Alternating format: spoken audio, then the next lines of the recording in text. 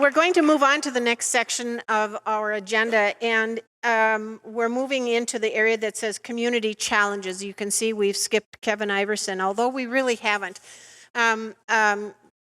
Commissioner Comer introduced Kevin Iverson earlier as the data guy from Department of Commerce, and there's all kinds of accolades we could give him. Linda and I continue to say he puts up with the two of us, answers the phone, answers our question, puts up with our teasing, and so forth. And he's done the census now for several decades. And he's highly knowledgeable and has this deep understanding of the census and the data. So he's the right person to help support the 2020 census. And along with all of that, he's just an all-around great guy. And so Kevin's going to come and talk to you about the community challenges.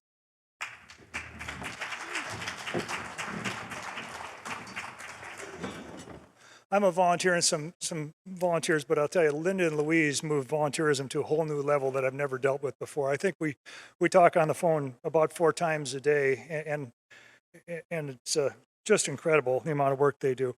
When I started getting involved in the census or advocating that we need to get prepared for the census, I had 3 key messages, and that is, first of all, we need to take this very seriously.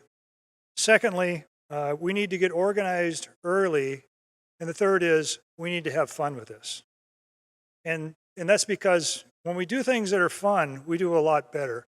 And specifically when we compete. By the way, Aaron, you want to join me? Oh, Aaron and Stephanie, you want to join me up front real quick? So in 2010 and 2000, the Census Bureau had posted or created response rates. We knew response rates for each city, each tract, for the reservations, for the state, the counties, and so on. But those were created after Census 2010. In fact, we also got them for Census 2000. But we found out, or we anticipated that we would get something this year as well.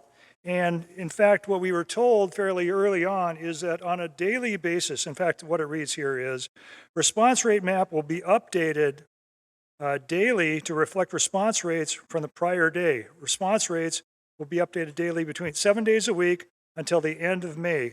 And this is beginning in the middle of March, soon after responses begin to arrive. And they will be published for nationally, for the state, counties, census tract, county subdivisions, tribal census tract, Indian reservations, consolidated cities, incorporated places, which means all 53 counties, all the Indian reservations, and all 357 cities in the state of North Dakota will have data available for them. And they will have it repeatedly.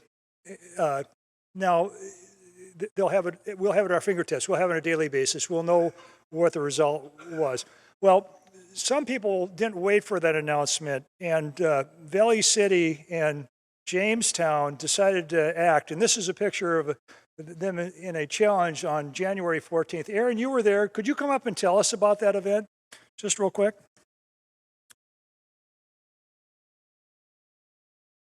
This is Erin Muslin. She's partnership specialist for the Census Bureau and a resident of Jamestown. I am, but I have to be neutral in this competition. That's right. So here we've got the 2 mayors. On the left, you've got Dwayne Heinrich, the mayor of Jamestown, and on the right, Dave Carlsrud, the mayor of Valley City. And this is our official media kickoff, where Valley City drove over in their fire truck, and that was kind of a dig at Jamestown because we're in need of a ladder truck. So they made a big point of coming over in the fire truck. And they each had a hat made. We've got Jamestown is the best, and I love Valley City. And they are in a challenge now to see which city can get the best response rate. The losing mayor will have to wear the other city's cap at his next televised city meeting.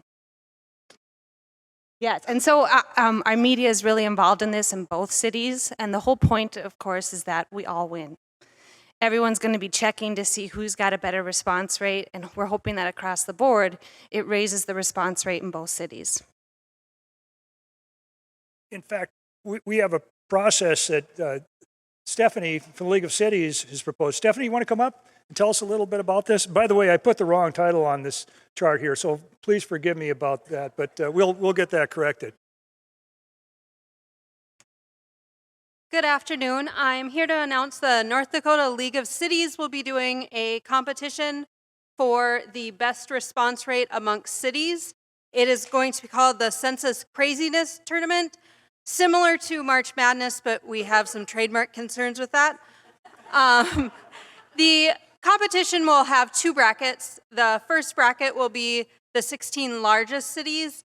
The second bracket will be our small but mighty bracket, and it will have 16 cities. Our smaller cities will have the opportunity to sign up. So if you are from one of those cities that's not in the largest 16, please get in touch with me and get your name so that you can be in the bracket. The challenge will take place March 12th through April 23rd, so that vital time when we're really looking at people to respond on their own.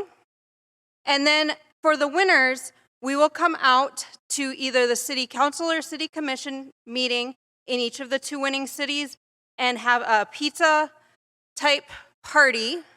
And then they will also be honored at the league's annual conference, which takes place in September. So thank you all for letting me present, and I hope all of you that are from my smaller cities get in touch with me to sign up. Thank you.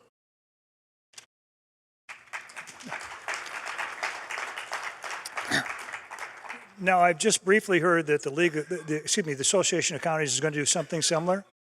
It's for all 53 counties. A similar type of competition takes place. So if you're from a city and you're sitting next to somebody from another city, look to your left and then look to your right and ask yourself, are they going to beat you? Or are you going to beat them? Let's have fun with this. Thank you.